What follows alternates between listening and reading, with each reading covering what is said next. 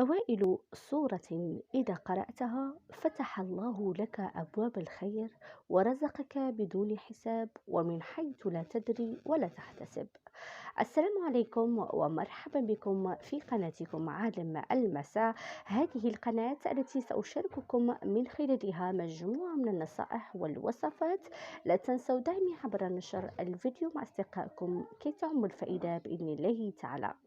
فضلا وليس أمرا اكتبوا في تعليق اللهم صل وسلم وبارك على سيدنا محمد.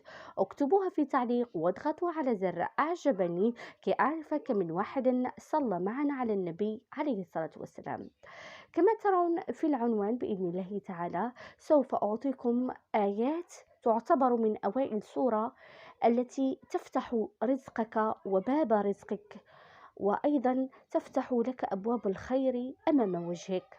هذه الصورة الغنية عن التعريف هي سورة الفتح.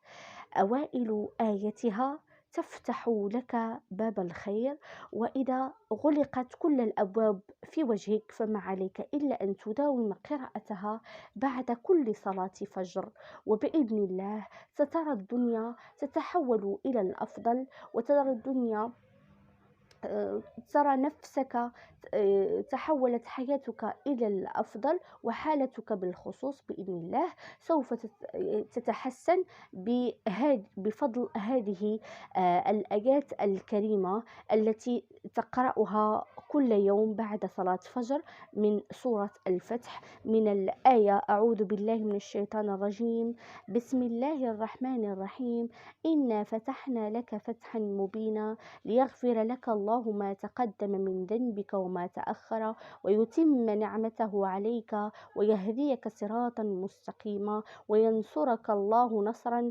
عزيزا.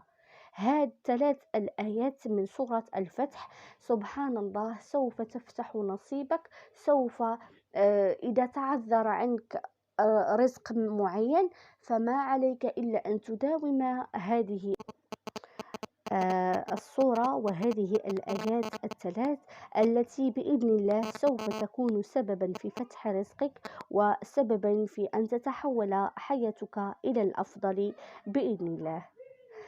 إلى اللقاء.